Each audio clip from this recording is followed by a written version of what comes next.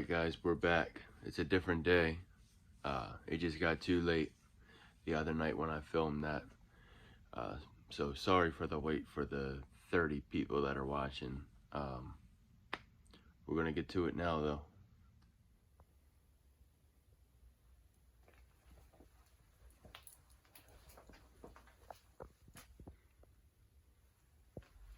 So as you can probably see,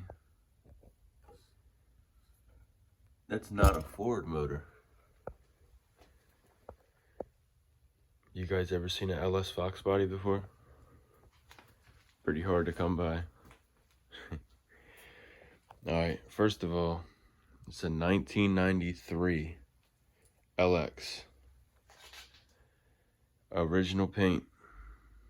Nothing to be proud about, but it is the original paint. The code is EG, I believe. Electric red. And I've never been a fan of maroons or dark reds, but this color really grew on me. I think it goes really good. It looks really good at night, and it looks really good in the sun. It looks like two different colors night and day. It's pretty crazy. But first off, it's got an AJE tubular K-member with the control arms, with the strange coilovers up front. I got the kit. Great kit. People like to talk bad about the AJE stuff, I guess because it's cheaper than all the others, but this kit, the fitment was amazing. I mean, the motor, the K-member, everything fit in there like perfectly. We were surprised. I thought we were gonna have to do some modifications, but it was perfect. So don't listen to anything you say online. You know, people like to talk bad about these, but this is a great K-member. I love it. Also put the you can't see it, but converted to a manual rack. Got rid of the power steering, but I kept the power brakes. I was pretty set on keeping the power brakes just because it's a street car. I really don't want manual brakes to be driving this more than racing it. So that's one thing that had to stay. Thought about getting rid of it, but I realized, you know, if I can make it work, I might as well keep it. Working up. So this is 4.8. It's a Gen 3, you know, the one that everybody hates. It's going to blow up, blah, blah, blah. Whatever, it's a 4.8. I was pretty set on getting a 4.8. I really wanted a 4.8 because, you know, nobody wants them. Everybody wants the 6.0s. The 4.8 is just as good, and you can tell people you got a 4.8 and they look at you like, well, you know, this came with a 5.0. People that don't know what they're talking about. But that car came with a 5.0. Why you got a 4.8 in it? But I really was set on getting a 4.8. I like the fact of doing more with less. Same goes for the turbo, you know. We'll get to that in a minute though. But 4.8, it's got the stock 862 heads on it. No work. They were just decked. The whole block was at a shop. It was cleaned, resurfaced, decked, whatever. And new bearings, but all the stock stuff went back in. Stock piston, stock rod. This is a Gen 4 internals. It's still Gen 3, 100%, which is fine. We got the Holley 302-3 oil pan. It's another thing everybody talk crap on, but, you know, I think it's going to work. As you can see, we got the stock cast truck manifolds with V-bands welded to them. And that's the hot side that Kyle made up. It's hard to see, but maybe I'll throw a picture in right here.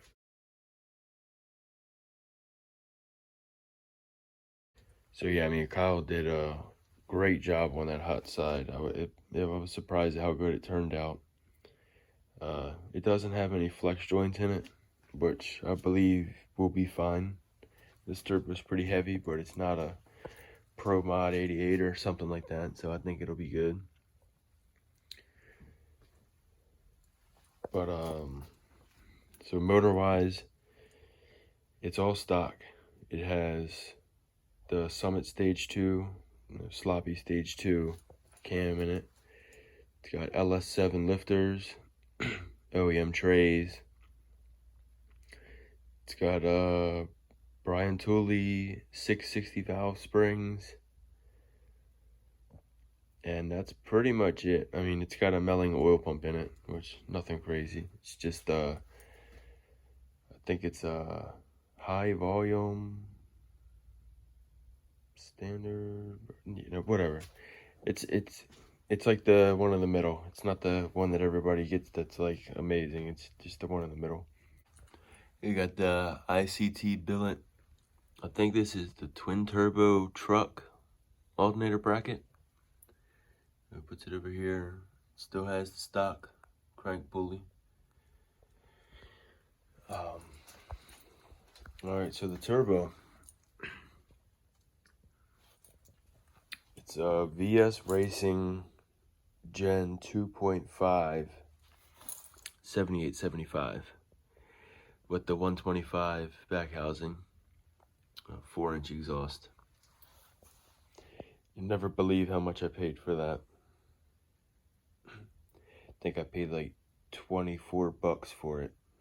I won it on a Facebook raffle from Matt Rice of DNR Auto.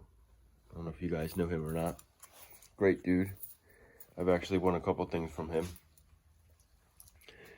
But I actually had this up for sale, but I realized, you know what? I seen the power that people were making with these, which is, it's crazy for a small frame T4 turbo with that. It's just crazy, so I figure, you know what? This is free. I might as well just use it. So that's what we did. Let's see how far, we can take it. It's got a little baby 3-inch VS intercooler. I'll probably upgrade that to a 4-inch sooner than later.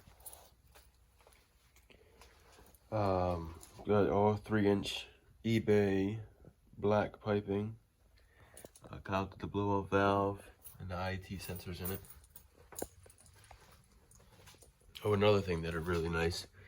These faster fuel rails, you can get them off of eBay. Comes with the whole kit. I mean, crossover and everything. Comes with the gauge. Comes with all the fittings. I think it's like 120 bucks or something like that. I mean, you can't beat it. They're nice looking. It's actually what Matt Happel used on 8s for 8. That's how I found out about them. We got the Snake Eater 1500s.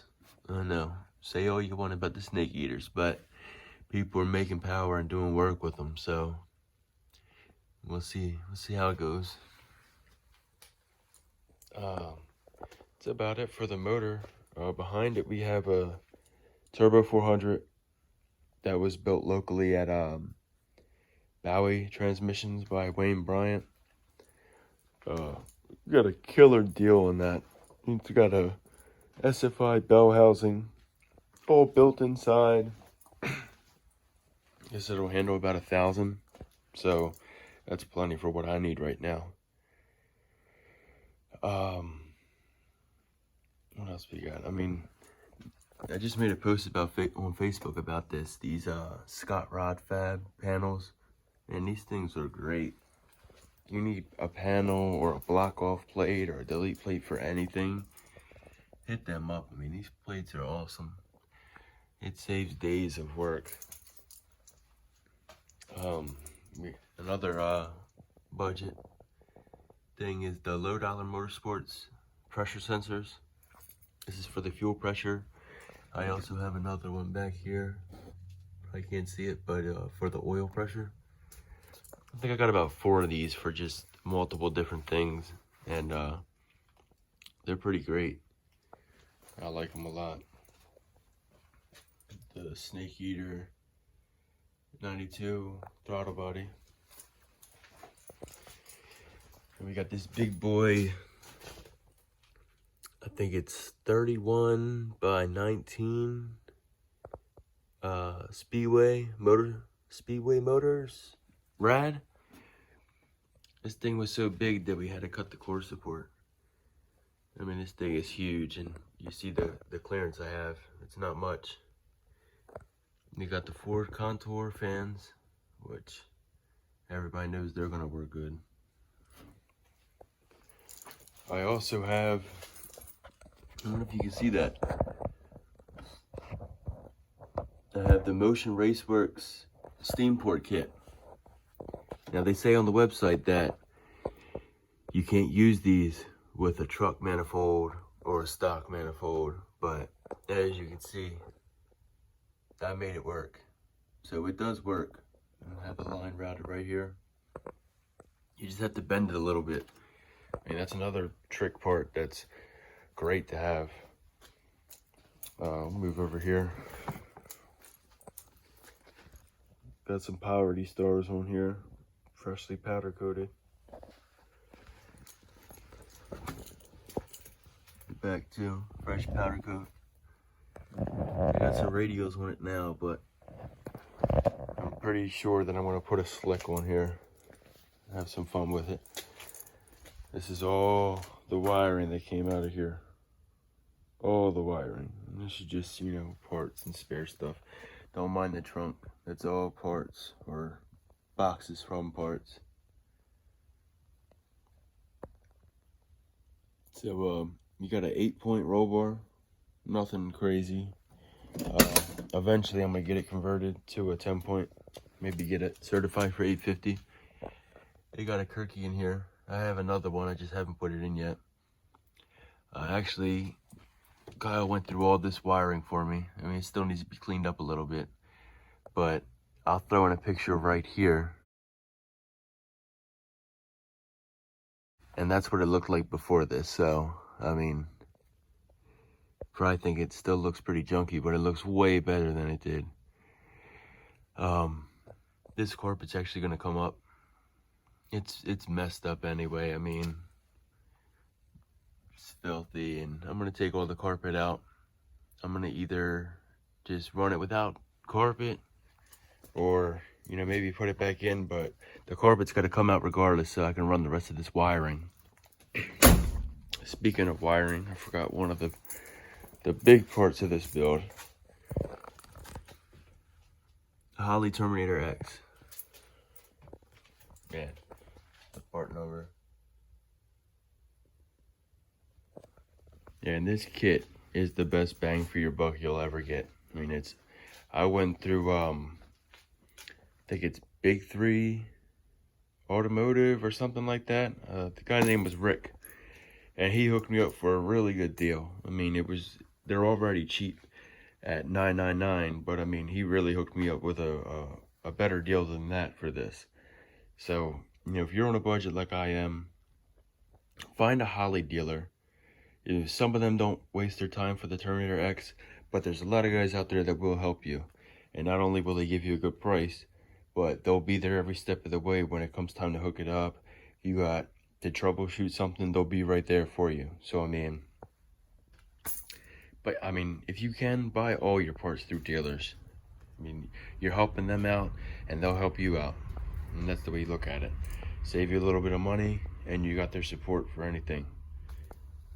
But that's a big part, man. I was pretty stoked to have this on my car.